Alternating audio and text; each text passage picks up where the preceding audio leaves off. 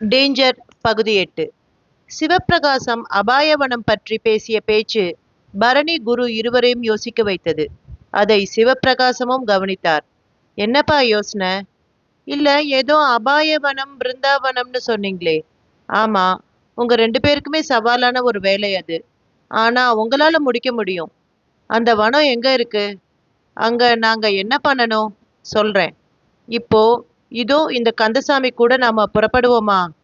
அந்த திருப்பரங்குன்ற வீட்டுக்கா சாமி? ஆமா, அங்கதான் நமக்கு முக்கியமான வேலை இருக்கு.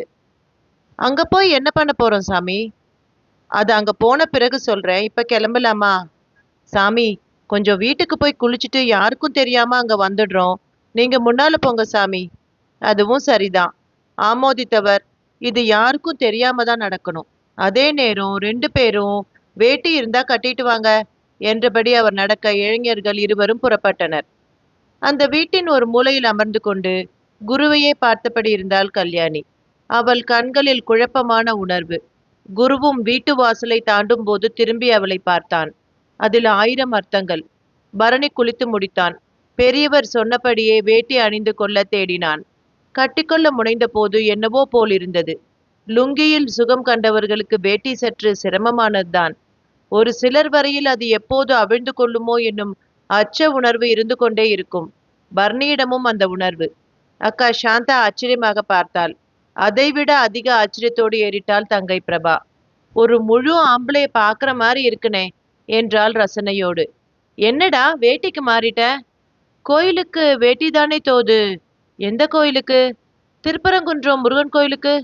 பாருடா, நீ என்ன எங்களுக்கு இன்ப அதிர்ச்சியா கொடுக்கறதுன்னு முடிவே பண்ணிட்டியா? சாந்தா கேட்க குருவும் வேட்டியோடு வந்து நின்றான். வெளியே கோவில் வரை போயிருந்த அம்மா சகுந்தலாவும் வந்து பார்த்து வாய் பிளந்தாள்.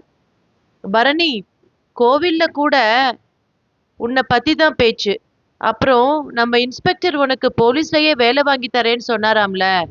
சகுந்தலா பாயிண்ட்டுக்கு வந்தாள். அம்மா, அது மரியாதைக்கு சொன்னது. போலீஸ் வேலை என்ன மளிகை கடை சரக்கா? போய் கேட்ட உடனே அவர் எழுந்திருச்சு எடுத்து கொடுக்க? அட போடா, அவர் இதெல்லாம் தெரியாமலா சொல்லியிருப்பாரு? சரிம்மா, நாங்க திருப்பரங்குன்ற கோயிலுக்கு போயிட்டு வரோம், வந்து பேசுறேன். சாப்பிட்டுட்டு போடா. கோயிலுக்கு பட்னியா போனா தானேம்மா புண்ணியம்? பேச்சோடு மிக வேகமாக கீழே இறங்கினான். வெளியே சென்று மோட்டார் பைக்கையும் கிளப்பினான். சத்தம் கேட்டு வீட்டு ஜன்னலை விலக்கி கொண்டு பார்த்தாள் சரண்யா. டேய், உன் ஆளு பாக்குறடா. தெரியும் என்றபடி ஏறி அமர்ந்தான். தன் விரோதியாக கருதி உதைத்தான். கிளம்பிவிட்டது. குருவும் ஏறி அமர்ந்தான். அந்த இரும்பு குதிரை தெருவில் இறங்கிவிட்டது. காற்று முகத்தில் அறைந்தது. தெருவில் சாக்கடை அடைப்புக்காக தோண்டி போட்டிருந்தார்கள். அதனால் போக்குவரத்து நெரிசல். இப்படி போட்டு நெருக்கடியை உருவாக்கிட்டாங்களே என்கிற நெருடல் ஒருவரிடமும் இல்லை. இந்த மாதிரி சிங்கப்பூர் மலேசியாவில் போட முடியுமா? அது எப்படி முடியும்? அங்க போனாதான் நாமளும் அவங்கள மாதிரி நாகரீகமா மாறிடுவோமே.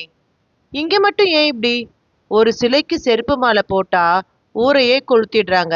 இங்க ஒரு தெருவையே நாரடிச்சிருக்காங்க. என்னன்னு போறாங்களே பரணி.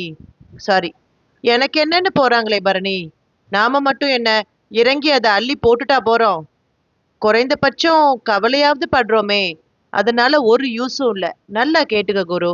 ஏன் வரையில மக்கள் தான் எப்பவுமே தப்பா இருக்காங்க. தப்பானவங்க தப்பான அரசியல்வாதியை ஆதரிக்க தப்பானவனே அதிகாரத்துக்கும் வந்துடுறான். எப்பவுமே தப்பான விஷயங்கள் ரொம்ப தப்பா தான் முடியும். அப்ப நம்ம போல நல்லது விரும்புறவங்க நிலை? இங்க மக்களை முடிஞ்சா முட்டாளாக்கு, இல்லையா இந்த நாடே வேண்டாம்னு விடிச்சுட்டு. சரி, திருப்பரங்குன்றம் வீட்டுல நாம என்ன பண்ண போறோம்? சமாதியை தோன்றோம். சமாதியா? ஆமா. அங்க எங்க இருக்கு சமாதி? தோண்டும் போது தெரியத்தானே போகுது. ஆமா, நாம என்ன வெட்டியானா இதெல்லாம் பண்ண? அப்ப ஐயா சொன்னா முடியாதுன்னு சொல்லிடுவோமா? இல்ல, இத செய்ய நாம எதுக்கு? கூலிக்கு யாரையாவது கூப்பிடலாமேன்னு. நீ டியூப்லைட்டாடா? நான் என்ன தப்பா கேட்டுட்டேன் முண்டோம்? நாம யாருக்கும் தெரியாம செய்ய போறோம். அந்த வீட்டுல இருக்கிறவங்களே தெரியக்கூடாதுன்னு அங்க இருக்கிறவங்களே ஐயா திருப்பதிக்கு அனுப்பிட்டாரு. அப்படின்னா இது எவ்வளவு சீக்ரெட் ஆனதுன்னு யோசி. சரி, சமாதியில எலும்பு தானே இருக்கும், அது எதுக்கு? இனி கேள்வி கேட்காத, மௌனமா அவர் சொல்றத கேட்போம். பெரியவரை தூரம் இருந்து கொஞ்சமும் புரிஞ்சுக்க முடியாது. நெருங்க நெருங்க தான் புரியும். நாளைக்கு ஏதாவது கொலை வழக்கு அது இதுன்னு பயப்படாத. நாம இப்ப பாதி போலீஸு. இந்த விஷயத்துல போக போகத்தான் எதுவும் தெளிவா புரியும். பைக்கில் பேசியபடியே சென்றனர். வழியிலேயே வீட்டு முகவரியை கந்தசாமியிடம் கேட்டு தெரிந்து கொண்டு கச்சிதமாக அந்த பங்களா முன் சென்று நின்றனர். இரவு நேரம். பக்கத்தில் திருப்பரங்குன்றம் மலை ஒரு பூதம் போல தெரிந்தது. வானில் வெள்ளை பூசணி துண்டு போல நிலா விசிறி எறிந்த பஞ்சு பொதியாக மேகத் துணுக்குகள். பங்களாவில் விளக்கு எரிந்து கொண்டிருந்தது. தெருவிலும் பெரிதாக நடமாட்டமில்லை. இருவரும் உள்ளே நுழைய கந்தசாமி எதிர்வந்து அழைத்து கொண்டு சென்றார். அந்த பங்களா வீடு டைல்ஸ் தரையோடு மிகவே மிடுக்காக இருந்தது. ஹாலில் சோஃபாக்கள், ஜன்னலில் திரைச்சீலைகள், சுவரில் எல்சிடி டிவி, கண்ணாடி பீரோக்களில் அழகிய பொம்மைகள், கண்ணாடி தொட்டியில் 9 மீன்கள், அதில் 8 மீன்கள் காவி வண்ணத்திலும் 1 கருப்பு நிறத்திலும்.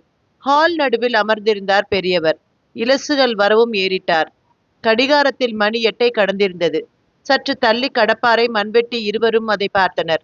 ஆளுக்கு ஒன்று எடுத்துக்கோங்க என்றார். எடுத்துக்கொண்டனர். பரணி, குரு, நான் இப்ப சொல்றத நல்லா கேட்டுக்கோங்க. நீங்க இருக்கிற இந்த பங்களா ஒரு 60-70 வருஷத்துக்கு முந்தி ஜீவ சமாதி இருந்த இடம். இப்பெல்லாம் மனுஷன் பஞ்சபூதங்கள்ல ஒன்னான நிலத்தையும் நீரையும் திருடுறதில்ல, போட்டி போடுறான். சுடுகாடா இருந்த இடமெல்லாம் மனுஷங்க குடியிருப்பா மாறி போச்சு. காட்டையும் அழிச்சு அங்கேயும் போய் நாசம் பண்ண தொடங்கிட்டதால அங்க வசிக்கிற யானை, புலி எல்லாம் ஊருக்குள்ள வந்து உணவு தேடி அலையிற கொடுமையை பார்க்குறோம். காரணம் மனுஷனோட சுயநலம். அந்த சுயநலம் தான் குருநாதரான சோமாஸ்கந்தர்ங்க சித்தரோட ஜீவ சமாதியும் விழுங்க வச்சிருக்கு. அப்படிப்பட்ட இந்த ஜீவ சமாதியை தோண்டி அன்னைக்கு சோமாஸ்கந்தரோடு சேர்த்து சமாதியில வைக்கப்பட்ட ரசமணி, ஜபமாலை, ஏட்டுக்கட்டு இவைகளை இன்னைக்கு எடுத்தாகணும்.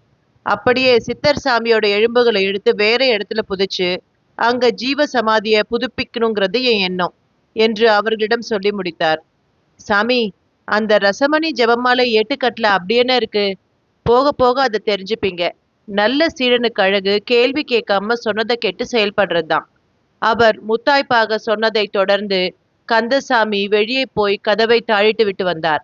பரணி, குரு, இப்ப ஜீவ சமாதி இருக்கிற இடத்த துல்லியமா கண்டுபிடிக்க போறோம் என்று சிவப்பிரகாசம் ஒரு எலுமிச்சம் பழத்தை எடுத்து உள்ளங்கையில் வைத்து ஏதோ மந்திரம் ஜெபித்து விட்டு கீழே தரையில் வைத்தார். பின் அதை உற்று பார்க்க தொடங்கினார். சில நிமிடங்களுக்கு பிறகு அது அசைய ஆரம்பித்தது. பின்னர் உருளத் தொடங்கியது. பரணி, குரு இருவருமே இமைக்க கூட மறந்து பார்த்தனர். எலுமிச்சம்பழம் உருண்டு கொண்டே அந்த வீட்டின் பூஜை அறை முன் ஓர் இடத்தில் நின்றது. சிவப்பிரகாசம் உடனே கற்பூரம் ஏற்றினார். அப்படியே விழுந்து வணங்கினார். அவர்களும் விழுந்து வணங்கினார்கள். இந்த வீடு நல்ல விதமா இருக்க ஜீவ சமாதிக்கு மேலே பூஜை அறை இருக்கிறதும் அங்க நித்தமும் வழிபாடு நடக்கிறதும் தான் காரணம். இதோ இந்த கற்பூரம் எரியிற இடத்துல தோண்டுங்க என்றார். பரணி, குரு இருவரும் சட்டையை கழற்றி வைத்தனர். பரணி தன் செல்போனில் அக்காவை அழைத்தான். அக்கா, சொல்லு பரணி. இங்க சாமி கும்பிட்டுட்டோம். அப்படியே எங்க ஃப்ரெண்டு வீட்டுக்கு போயிட்டு அங்கேயே ராத்திரி படுத்துட்டு காலையில வந்துடுறோம்க்கா. எங்களை காணோம்னு பயந்துடாதீங்க. அப்படி எந்த ஃப்ரெண்ட் அங்க இருக்கான்? அதையும் நாளைக்கே சொல்றேன். குருவோட அம்மா கிட்டேயும் சொல்லிடு. புத்திசாலித்தனமாக வீட்டு சூழலை சமாளித்தவன் தரையை தோண்ட ஆரம்பித்தான். பழக்கமில்லாத வேலை, ஆனாலும் மனதில் ஈடுபாடு. அதிக சத்தம் கேட்காதபடி நிதானமாகவே வேலை தொடர்ந்தது. கந்தசாமி மண்ணை அள்ளி அள்ளி பக்கத்திலேயே அம்பாரமாக கொட்டத் தொடங்கினார். 3 மணி நேரம் சென்ற நிலையில் ஒரு கருங்கல் சதுரமாய் தட்டுப்பட்டது. 3 அடி நிலம், 3.5 அடி அகலத்தில். அதுதான் கூரை. அதை மெல்ல நெம்பி தூக்குங்க என்றார் சிவப்பிரகாசம். அவர்களும் அப்படியே செய்தனர். கல்லும் அசைந்து அசைந்து நிமிர்த்தப்பட உள்ளே இருளடைந்த குழி. சிவப்பிரகாசம் ஆவலாக தன் வசம் இருந்த டார்ச் லைட்டை உள்ளே அடித்தார். அப்போது தெரிந்த காட்சியை பார்த்து பரணியும் குருவும் அப்படியே வாயடைத்த நிலையில் புஸ் என்ற சீற்றம். திரும்பினால் அம்பாரமாய் குவிக்கப்பட்ட மண் மேல் 12 அடிக்கு குறைவில்லாத நாகம் ஒன்று படம் விரித்த நிலையில். மண் அம்பாரம் மேல் தெரிந்த நாகம் ஒரு மிரட்டு மிரட்டியது. பரணி, குரு இருவருக்கும் குப்பென்று வியர்த்து விட்டது. கந்தசாமியும் முகம் வெளிரி போனார். சிவப்பிரகாசம் முதலில் சற்று பயந்தாலும் சுதாரித்து கொண்டு அந்த நாகத்தை பார்த்து கைகளை குவித்து வணங்கினார். கீழே குழிக்குள் கல் பலகை விலகி உள்பாகம் தெரிந்தது. பாம்பிடம் அதே சீற்றம். ஐயோ, இப்ப என்ன பண்றது? காற்று குரலில் கேட்டான் பரணி. பயப்படாதீங்க, வந்திருக்கிறது சித்தர் சாமி தான். என் நோக்கம் சாமிக்கு தெரியும் என்றவர் எழுந்து அந்த சர்ப்பத்தை பார்த்து தரையில் விழுந்ததும் வணங்கினார். ஒரு விஷ ஜந்துவை சித்தராக அவர் கூறியது பரணி, குரு இருவரையும் மிகவே நெருடியது. பழைய பரணியாக இருந்தால் பலமாக சிரித்திருப்பான். இப்போதுள்ள பரணி பக்தியை பொறுமையோடும் கூர்மையாகவும் இயக்க முனைந்துள்ளான். எனவே மனதுக்குள் சிவப்பிரகாசம் கூறியதற்காக சிரித்து கொண்டாலும் வெளியில் அடக்கி கொண்டு வேடிக்கை பார்த்தான். குரு தன் வாழ்வில் அப்படியொரு சர்ப்பத்தை பார்த்ததே இல்லை. அந்த சர்ப்பமும் படம் விரித்த நிலையில் அசையாமல் வெறித்தது. குழியை விட்டு பரணி குரு இருவரையும் மேலே வர சொன்னார் சிவப்பிரகாசம். அவர்களும் வந்தனர். அதன் பின் அவர் அந்த சர்ப்பத்தை வணங்கியபடியே குழிக்குள் இறங்கினார். எமர்ஜென்சி விளக்கை கேட்டு வாங்கிக் கொண்டார். உள்ளே வெளிச்சம் படவும் இருண்ட அந்த சமாதி குழியின் உட்பாகம் நன்றாக தெரிந்தது. அங்கே சோமாஸ்கந்தரின் பூத உடல் அப்படியே இருந்தது. பத்மாசன கோலத்தில் ஒரு கையில் ஜெபமாலை. அந்த ஜெபமாலையின் ருத்ராட்சம் ஒன்றை கட்டை விரலும் ஆள்காட்டி விரலும் பிடித்தபடி இருக்க அது தொங்கியபடி இருந்தது. தலையில் கிரீடம் போல் அம்பாரமாக முடிமுகத்தில் தாடி, அவைகள் எல்லாம் அப்படியே இருந்தன. சோமாஸ்கந்தர் காவி வஸ்திரம் உடுத்தி கீழே விரித்த புலித்தோல் மேல் அமர்ந்திருந்தார். அந்த தோல் மேல் 10-15 ஏட்டுக்கட்டுகள் சீராக அடுக்கப்பட்ட நிலையில் இருந்தன. மறுபுறம் கமண்டலம், ஆனால் அது காலியாக தெரிந்தது. கால் கை இரண்டிலும் நகங்கள் கிட்டத்தட்ட 7-8 அங்குலம் வரை வளர்ந்திருந்தன. குழிக்குள் இறங்கிய சிவப்பிரகாசம் 60 ஆண்டுக்கு முன் அடக்கமான சித்த யோகியின் அந்த உடலை பார்த்து கைகள் நடுங்க பரவச உணர்வோடு வணங்கினார். மேலே இருந்தபடியே குரு, பரணி, கந்தசாமி மூவரும் உட்புறம் தெரிந்த அந்த காட்சியை பார்த்து அவர்களும் வியந்து நிற்க, கந்தசாமி மட்டும் கண்ணீர் விடத் தொடங்கினார். பின்னர் அவரும் விழுந்து சர்ப்பத்தை வணங்கினார். நாமும் கும்பிடுவோமே என்பது போல குருவும் பார்க்க பரணி தடுத்தான். குழி உள்ளே யோகியின் உடல் முன் சிவப்பிரகாசம் மண்டியிட்டார். அப்படியே மனதார பிரார்த்தனை செய்ய தொடங்கினார். குழிக்கு மேலே மண் குவியல் மேல் படம் விரித்தபடி இருந்த சர்ப்பத்திடம் அசைவு. அது குவியலில் இருந்து நெளிந்து குழியை நோக்கி வரத் தொடங்கியது. பரணி, குரு, கந்தசாமி மூவரும் வேகமாக விலகிக் கொள்ள அது கீழே இறங்கியது. அப்படியே சிலையாக அமர்ந்த நிலையில் இருக்கும் சோமாஸ்கந்தர் மேனி மேல் தழுவியபடி ஏறியது. பின் அவர் கழுத்தை வளைத்து கொண்டு சிவபெருமான் கழுத்து நாகம் போல படம் விரித்து எதிரில் மண்டியிட்டிருக்கும் சிவப்பிரகாசத்தை பார்த்தது. அவர் பூரித்து போனார்.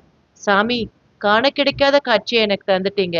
தங்கம் வைரத்தை துச்சமாவும் பட்டம் பதவிகளை குப்பையாவும் நான் நினைச்சதற்கு இதைவிட ஒரு பெரிய பரிசை நீங்க எனக்கு தந்துட முடியாது. நான் பாக்கியசாலி, பாக்கியசாலி என்று வாய்விட்டு முணுமுணுத்தார். அது பரணி, குரு, கந்தசாமி மூவர் காதுகளிலும் விழுந்தது. பிறகு ஜெபமாலை, ஏட்டுக்கட்டு, கமண்டலம் ஆகிய மூன்றையும் ஒவ்வொன்றாக எடுத்தார். கமண்டலத்தில் ரசமணி இருந்தது. ஆக சிவப்பிரகாசம் தேடிய மூன்றும் கிடைத்துவிட்டது. அந்த மூன்றையும் தான் கொண்டு வந்திருந்த மரப்பெட்டிக்குள் வைத்தார். அப்படியே தூக்கி பரணியின் வசம் தந்தார். அதை கையில் தொட்ட நொடி மின்சாரம் வெட்டியது போல உணர்ந்தான். அவன் அந்த பரவசத்தில் இருந்த நொடி சிவப்பிரகாசம் பத்மாசனத்தில் இருந்த சோமாஸ்கந்தர் உடலை அப்படியே தொட்டு தூக்கி தோளில் போட முயன்றார். சர்ப்பம் விலகி கொண்டது. ஒரு சிலையைப் போல அது அவருக்கு வசப்பட்டது. பத்மாசனமிட்ட கால்கள் பிரியாமல் அப்படியே இருந்தன. உடம்பும் மரத்துண்டை தொடுவது போல உணர்த்தியது. மேலே இருந்த கந்தசாமி சிவப்பிரகாசத்துக்கு கை கொடுத்து அவர் மேலே உடம்போடு வர உதவினார். சிவப்பிரகாசமும் மேலே வந்தார். சர்ப்பத்தை காணவில்லை.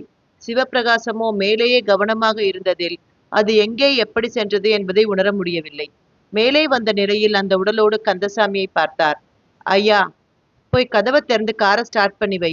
நான் சாமியோட இந்த திருமேனியோட வர்றேன். அப்படியே நாம வைகை ஆத்தோரமா இருக்கிற என் வாழைத்தோட்டத்துக்கு போவோம் என்றார். கந்தசாமி உடனே வேகமானார். கந்தசாமி, இந்த பெட்டியை எடுத்துக்கோ எனவும் அவர் அந்த பெட்டியை தூக்கி இடுப்பில் வைத்துக் கொண்டார். சிவப்பிரகாசம் பார்வை பரணி, குரு மீது விழுந்தது. நீங்க 2 பேரும் இந்த குழியை மூடிடுங்க. தரையோட தரையா மட்டமா மண்ணை மெத்தி தரையில ஏற்கனவே போடப்பட்டிருக்கிற டைல்ஸுக்கு பொருத்தமா டைல்ஸ் பதிச்சிடுங்க. ஐயா, எங்களுக்கு பூசுறது பதிக்கிறது எல்லாம் தெரியாதே. இப்ப பண்ணுங்க, எல்லாம் தானா வரும். ஐயா, பரணி, உன் பூர்வ ஜென்ம புண்ணியம் தான் நீ என்ன பார்த்தது. அதை விட பெரிய புண்ணியம் இதோ இந்த சாமியோட திருமேனியை பார்த்துட்ட. இது பிணம் இல்லை, அதே நேரம் உயிரோட உள்ள உடம்பும் இல்லை. இதுக்கு பின்னால நீ புரிஞ்சுக்க நிறைய விஷயங்கள் இருக்கு. இந்த ஸ்தூல சரீரம் என் வாழைத்தோப்புல திரும்பவும் சமாதி ஆயிடும். ஆனா வழிபாடு செய்யப்படும். சாமி விரும்பும் போது விரும்புற வடிவத்துல வந்து போக அங்க வழி இருக்கும். இந்த கலி கொடுமையால இப்படி ஒரு வீடு வந்துடுச்சு. இது எதனாலங்கிறது பின்னாலையும் சரியான காரணம் இருக்கு. இப்போ என் எதிரில பரணியா இருக்கிற நீ, உன் பூர்வ ஜென்மத்துல கோவில் கட்டின ஆகமம் தெரிஞ்ச சித்தன், கருவூர் சித்தர் பரம்பரையில வந்தவன். உன் கைக்குள்ள கட்டடக்கலை இப்போ ஒளிஞ்சிருக்கு. நீ செயல்பட தொடங்கு. உன் கை தானா வேகமா செயல்பட ஆரம்பிச்சிடும். பாவ புண்ணியங்கள் மட்டுமல்ல, கற்ற வித்தைகளும் 7 ஜென்மத்துக்கு கூடவே வரும். மற்ற விஷயங்களை நாம வைகை ஆத்து தோப்புல பேசிக்கலாம். தப்பி தவறி கூட இந்த ஜீவ சமாதி அனுபவங்களை யார்கிட்டயும் பகிர்ந்துக்காதீங்க. அதுக்கு காரணம் உண்டு. நீ இந்த தரையை சரி பண்ண பிறகு பார்த்தா இங்க இப்படி ஒரு சம்பவம் நடந்தே தெரியக்கூடாது. அதுக்கப்புறம் கதவை பூட்டிட்டு புறப்படுங்க. நீங்க வெளியேறும்போது யாராவது பார்த்தாலும் கவலைப்படாதீங்க. போகும்போது திருப்பரங்குன்றம் சரவண பொய்கையில குளிச்சுட்டு, முருகப்பெருமானையும் வழிபட்டு, சனதி விபூதிய பூசிக்கிட்டு புறப்படுங்க. உங்க வீட்லயும் வழக்கமா கேட்கிற கேள்விகள் எதுவும் இருக்காது. நீண்ட விளக்கத்தோடு சிவப்பிரகாசம் சோமாஸ்கந்தன் உடம்பை சுமந்தபடியே நடக்கத் தொடங்கினார். வெளியே தெருவில் நடுநிசியின் இருள். தெருவிளக்கு மட்டும் எரிந்தபடி இருந்தது. கந்தசாமி கார் கதவை திறந்து வைத்துக் கொண்டு நிற்க, தோளில் உடலோடு வேதாளத்தை விக்ரமாதித்தன் சுமந்து வந்தது போல வரவும், எங்கிருந்தோ சில தெரு நாய்கள் குலைத்துக் கொண்டே வந்தன. ஐயோ சாமி, வேகமா ஏறுங்க என்று பதறினார் கந்தசாமி. பயப்படாதே, எல்லாமே சாமிங்க தான் என்றார் சிவப்பிரகாசம். அந்த நாய்கள் அவரை ஏதோ சிலையை சுற்றுவது போல ஒரு சுற்று சுற்றி வந்துவிட்டு, எஜமானன் கட்டளைக்கு கீழ்ப்படிவது போல ஓரமாக வரிசையாக நின்று கொண்டன.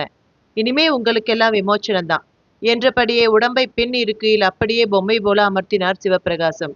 மறுபுறம் வந்து கதவை திறந்து அருகில் அமர்ந்து கொண்டார். காரும் புறப்பட்டது. உள்ளே மண்வெட்டியால் மண்ணை இழுத்து விட்டபடி இருந்தான் பரணி. குரு முகத்தில் கேள்விகள். என்னடா வேகமா வேலையை பாரு. இல்ல இதெல்லாம் நிஜம்தானா? இல்ல நாம 2 பேரும் மம்மி மாதிரி ஏதாவது சினிமா பார்த்துட்டு இருக்கோமா? நீ கேட்டுட்ட. ஆனா நான் மனசுக்குள்ள உன்ன மாதிரி தான் நினைக்கிறேன். அது சரி, அந்த பாம்ப பாத்தியா? அது எங்க போச்சு? நானும் உன் கூடத்தானே இருக்கேன். என்ன கேட்டா? பரணி, இந்த சிவப்பிரகாசம் கூட நம்மால தாக்கு பிடிக்க முடியும்னு நினைக்கிறியா? இது பயமா இல்ல வேறு மாதிரி உணர்வா? சொல்ல தெரியல. போற போக்குல உன்னையும் வேற ஒரு சித்தர்ன்னு சொல்லிட்டு போறாரு. நீ சித்தன்னா என்னால ஒரு சித்தனையும் மதிக்க முடியாது. நாம 2 பேரும் இந்த ஊர்ல கார் பங்களான்னு வாழ துடிக்கிறவங்க. அழகான ஒவ்வொரு பொண்ண பார்க்கும்போது முதல்ல பார்த்த பொண்ண ஒதுக்கிட்டு, பார்த்துட்டு இருக்க பொண்ண பொண்டாட்டியா நினைக்கிறவங்க. உலகம் பூரா சுத்தணும், எல்லாத்தையும் அனுபவிக்கணும். அம்பானி போன்றவர்களை எல்லாம் ஓவர்டேக் பண்ணணும். முடிஞ்சா உலக பணக்காரரான புர்னே சுல்தானோடு உட்கார்ந்து விருந்து சாப்பிடணும். இப்படி பல கனவுகள் நமக்கு இருக்கு.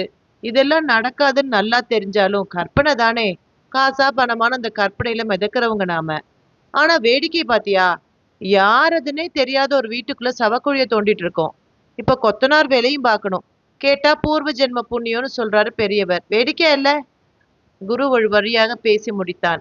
பரணி வெறித்து பார்த்துவிட்டு தோலை குலுக்கி கொண்டு சிரிக்கத் தொடங்கினான். என்னடா சிரிக்கிற? விடுடா, கொலையா பண்ணிட்டேன், சிரிக்கத்தானே பண்ணேன். பாத்தியா நம்ம நிலை? நமக்கே சிரிப்பா இருக்கு. இல்லடா, இந்த சிரிப்புக்கு வேற அர்த்தம். என்ன அர்த்தம்? நல்லா யோசிச்சு பாரு. இப்படி ஒரு பங்களாவுக்குள்ள இப்படி சமாதி இருக்கிறது எவ்வளவு பெரிய ஆச்சரியம். என்ன ஆச்சரியம்? நாம தத்தநேரி சுடுகாட்டு பக்கம் வா. எப்படி ஆக்கிரமிப்பு செய்யலாங்கிறத நான் கண்ணார காட்டுறேன். ஆக்கிரமிப்பை விடுடா, அது எனக்கு பெருசு இல்ல. சக்தி வாய்ந்த பாம்பு காவல் காக்குற ஒரு ஜீவ சமாதியே மூடி பங்களா கட்டியிருக்காங்க. ஆனா இவங்கள மகாசக்தி படைச்ச சித்தர் வேடிக்கை தான் பார்த்திருக்காரு. கட்டும்போதே பயங்காட்டி துரத்தி இருக்கலாம். ஏன் அப்படி செய்யலன்னு தெரியல. அதே நேரம் அந்த உடம்பு துளி கூட கெட்டு போகாம அப்படியே இருந்தது பாத்தியா? அது எனக்கு ஒன்றும் ஆச்சரியமா படல. எகிப்துல மம்மிக்கள், அதாவது மூலிகை தைலம் பூசப்பட்டு பதப்படுத்தப்பட்ட பிணங்கள் 2000 வருஷமெல்லாம் அப்படியே இருக்கு. ஆனா திடீர்னு பாம்பு வந்துட்டு போனதுதான் பெரிய புதிரா இருக்கு. நிறைய கேள்விகள் நமக்குள்ள இருக்கிறது ஐயாவுக்கும் தெரியும். வா, நாம வேலையை பார்ப்போம். முடிச்சிட்டு வைகை ஆத்தோரமா உள்ள வாழைத்தோப்புக்கு போவோம். இங்க இருந்து எடுத்த அந்த ஏடுகள்ல என்ன இருக்குங்கிறது தான் எனக்கு இனி முக்கியம். பரணி தீர்மானமாக பேசியபடி மண்வெட்டியால் மண்ணை இழுத்தான். அப்போது தொடரும்.